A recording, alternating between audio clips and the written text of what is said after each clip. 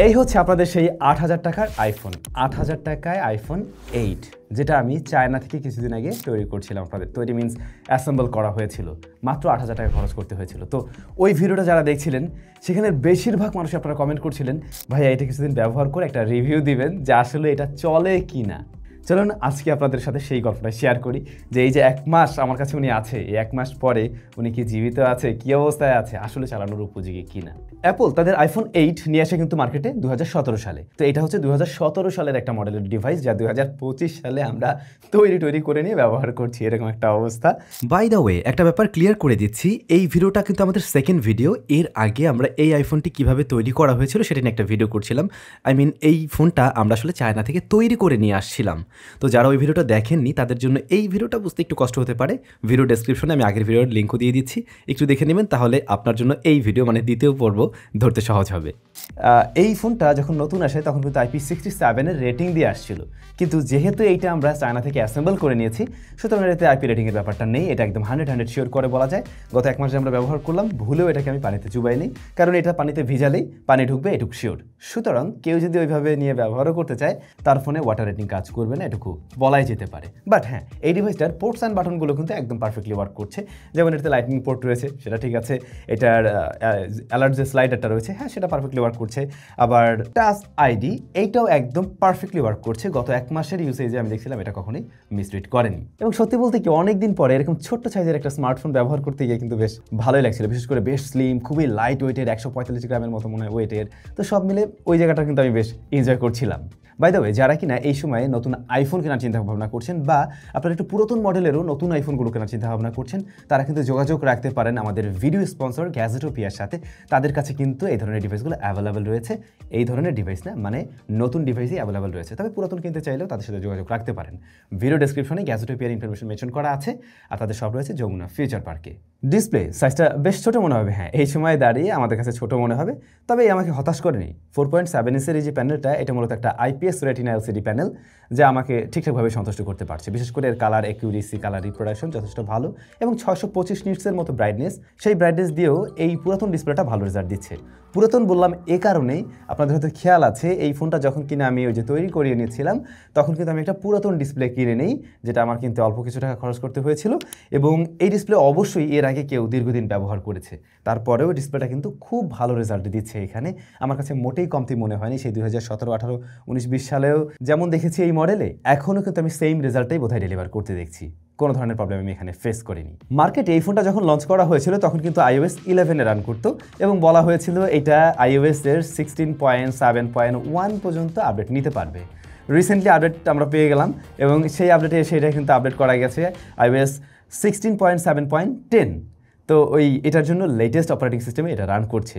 আর processor হিসেবে রয়েছে Apple A11 Bionic, যা মূলত 10nm এর একটি SoC। এখন 8,000 টাকার বাজেটে অন্যান্য যে অ্যান্ড্রয়েড ডিভাইসগুলো পাওয়া যায় তাদের সাথে যদি একে কম্পেয়ার করি, এটা কম্পেয়ার করছে এই কারণে যেহেতু আমি এই ফোনটা 8,000 টাকা দিয়ে কিনছিলাম, তাহলে এটার পারফরমেন্স ওগুলোর চাইতে কয়েক গুণ বেটার। এমনকি আপনি 15-20 হাজার টাকার স্মার্টফোনের সাথে যদি কম্পেয়ার করেন, তাহলে দেখবেন ওগুলোতে যে SoC রয়েছে তাদের চাইতে এই পারফরমেন্স বেটার ডেলিভার করছে।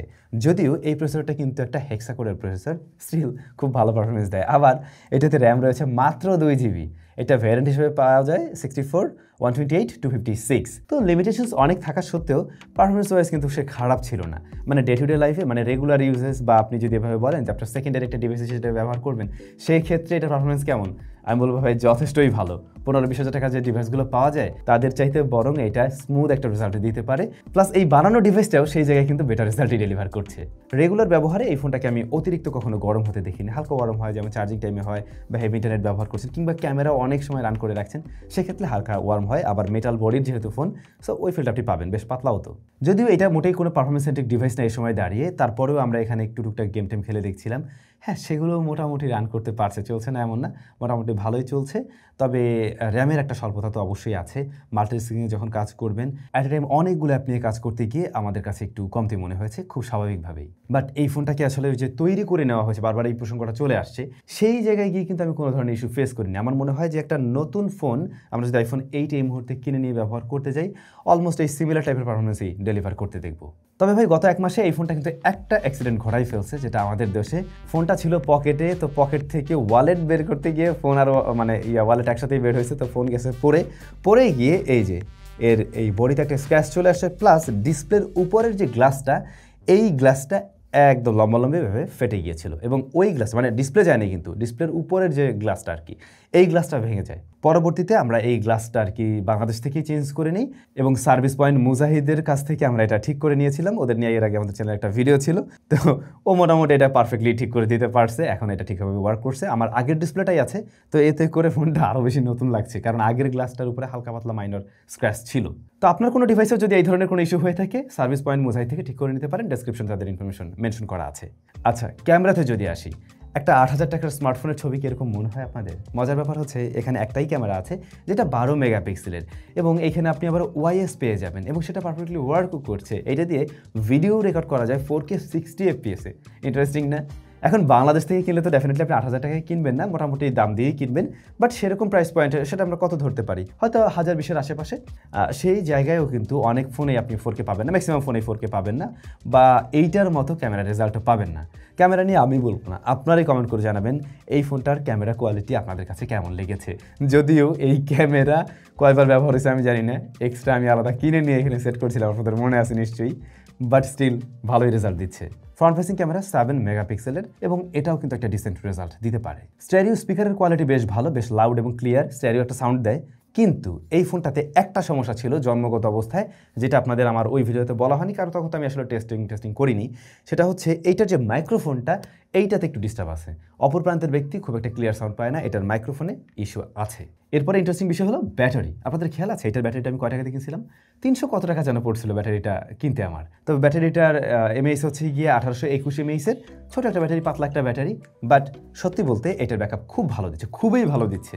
যেমন এই ফোনটা আপনি সারাদিন ব্যবহার করতে পারবেন, মানে জাস্ট নর্মাল ইউজার যদি হয়ে থাকেন, খুব সহজে এই ফোনটা একদিন ব্যবহার করা যায়। আমাদের টেস্টিংয়ে আমরা তেমন রেজাল্টই পেয়েছি, তো এই জায়গাটাকে অবশ্যই খারাপ বলা যাচ্ছে না। কিন্তু এখন ফাইনালি যদি আমি আমার কথা বলি, আমি ভাই এইটার পারফরমেন্স নিয়ে একদম ভরপুর সন্তুষ্ট। যখন আমি কিনছি মাত্র 8000 টাকায়, 8000 টাকায় ও যে পারফরমেন্স ডেলিভার করছে, পারফরমেন্স মিনস শুধুমাত্র প্রসেসর পারফরমেন্স না, ওভারঅল সব কিছু মিলে আমি বলছি, একদম A to Z, ব্যাটারি থেকে শুরু করে ক্যামেরা থেকে, মানে একদম এভরিথিং, সব কিছু মিলে আমি একেবারে 100-এ 100 সন্তুষ্ট আছি এটা নিয়ে।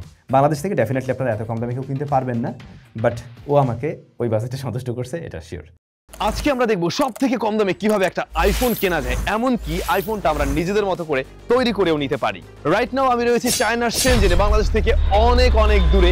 এই জায়গাটাতে আমরা চাইলে একটা আইফোন নিজেরাই বিল্ড করে নিতে পারি, নিজের মতো করে কাস্টমাইজ করে। লাইক আমি কত জিবি ভ্যারিয়েন্ট চাচ্ছি, কোন মডেলটা চাচ্ছি, প্রত্যেকটা পার্টস আলাদা কিনে আপনি নিজের মতো করে একটা আইফোন তৈরি করে নিতে পারেন। আমরা যাচ্ছি এখন সেই মার্কেটে। আই হোপ আজকের ভিডিওটা অনেক বেশি এনজয়েবল হতে যাচ্ছে। এটাই হচ্ছে আমাদের সেই ভিডিওটা, যেটা প্রথম পর্বে ছিল। যারা দেখেননি অবশ্যই দেখে নেবেন, খুব ইন্টারেস্টিং একটা ভিডিও। ডেসক্রিপশনে এবং প্রথম কমেন্টে আমি লিঙ্কটা দিয়ে দিচ্ছি।